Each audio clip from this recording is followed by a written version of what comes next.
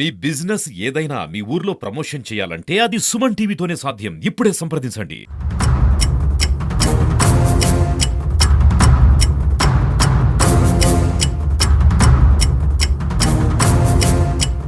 నమస్తే. Welcome to Suman TV. కాకినాడలో అక్రమ సంబంధం ఒక నిండు ప్రాణాన్ని వెలుగుంది. రావులపాలెనికి చెందిన మునుస్వామి లావణ్యకు 4 సంవత్సరాల క్రితం చిత్తూరు జిల్లాకు చెందిన బాలుతో వివాహమైంది. అయితే మనస్పర్ధల కారణంగా వీరిద్దరూ విడిపోవడం జరిగింది. అనంతరం రావులపాలెంలోనే మరొక వ్యక్తితో ఈమె అక్రమ సంబంధం ఏర్పరచుకుంది. గత 4 సంవత్సరాలుగా ఆయనతో కలిసి ఉంటోంది. అయితే ఈ నేపథ్యంలోనే గత 2 నెలల క్రితం కాకినాడకు చెందిన ఆర్టీసీ డ్రైవర్ లోవరాజుతో ఏర్పడిన సంబంధం కాస్త వివాహేతర సంబంధానికి దారితీసింది.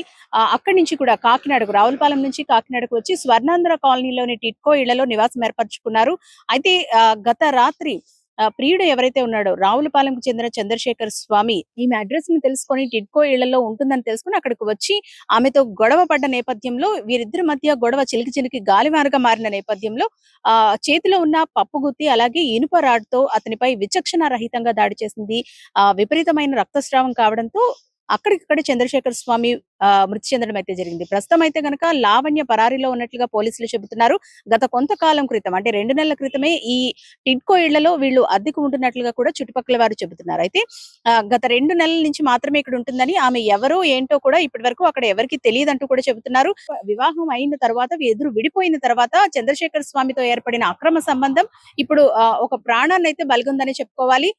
2 నెలల క్రితం ఏర్పడిన లోవరాజు కోసం ఈ చంద్రశేఖర్ స్వామిని హత్య చేసినట్లుగా తెలుస్తోంది. అయితే క్షణికావేశంలో చేసిన ఒక తప్పు ఒక నిండు ప్రాణాన్ని బలిగొందని చెప్పుకోవాలి. ప్రస్తుతం కేసు విచారణ అయితే పోలీసులు చేపట్టారు. దీనికి కారకులైన లావణ్య కోసం ప్రస్తుతం అయితే వెతుకుతున్న పరిస్థితి. ఎందుకంటే నిన్న అర్ధరాత్రి సమయంలో చోటు చేసుకున్న ఈ ఘటనకు సంబంధించి అక్కడికక్కడే మృతి చెందిన చంద్రశేఖర స్వామిని మృతి చెందాడు. అయితే ఈ ఘటనతో భయపడ్డ లావణ్య అక్కడి నుంచి పారిపోయినట్లుగా కూడా చెబుతున్నారు. ప్రస్తుతం లోవరాజును కూడా విచారిస్తున్నట్లుగా తెలుస్తోంది.